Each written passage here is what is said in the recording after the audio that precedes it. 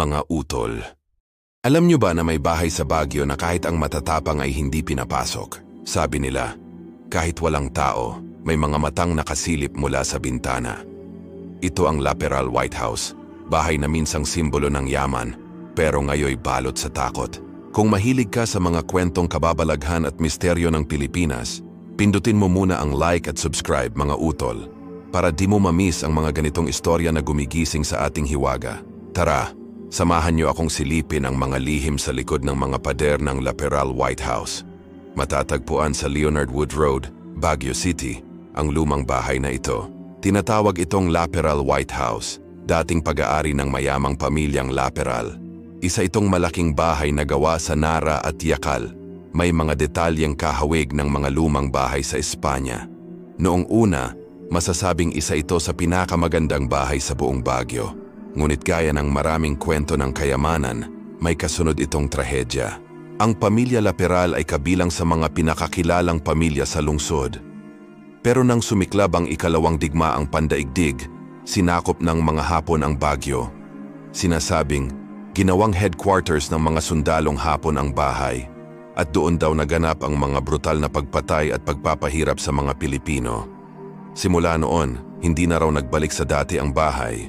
Maraming residente at security guard sa paligid ang nagsasabing nakakakita sila ng isang babae sa loob. Mahaba ang buhok, maputi, at tila laging nakasilip sa bintana tuwing gabi. Sinasabing siya raw ang anak ng mga Laperal na namatay sa isang aksidente sa hagdan. May iba namang nagsasabing ito ay espiritu ng isa sa mga naging biktima ng mga sundalong Hapon. Tuwing may dumadaan sa tapat ng bahay, minsan ay may maririnig na malakas na pagsara ng pinto, yabag sa sahig, o kaya naman ay tawa ng isang bata. May mga turista ring nagsasabing nakausap daw nila ang isang matandang babae sa labas. Pero paglingon nila, wala naman pala. Taong 2000s nang muling binuksan ang Laperal House bilang isang museum.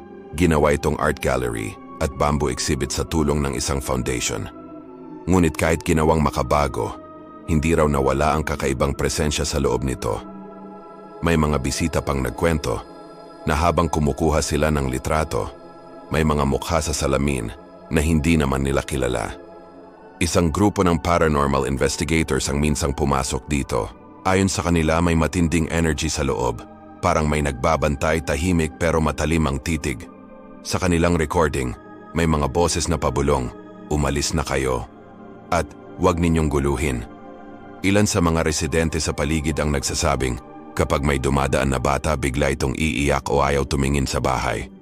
Sabi ng matatanda, nakikita raw ng mga bata ang hindi natin nakikita. Hanggang ngayon, nananatiling isa sa mga pinakakilalang haunted house sa Pilipinas, ang Laperal White House. At kung minsan, kahit walang ilaw sa loob, may liwanag kang makikita sa bintana. Parang may taong nagbabantay, naghihintay ng bisita, pero hindi tao. Mga utol, kung minsan ang mga bahay tulad ng Laperal ay hindi lang tahanan ng mga alaala, kundi mga sugat ng kasaysayan. Ang takot na nararamdaman natin ay paalala na kahit ang mga dingding ay may tinig at ang bawat katahimikan ay may kwento. Minsan hindi natin kailangang makita ang multo para makaramdam ng presensya ng nakaraan. Ang aral? Ang mga nangyari noon ay hindi dapat kalimutan dahil sa bawat kwento ng kababalaghan, may kirot ng kasaysayan na dapat pakinggan.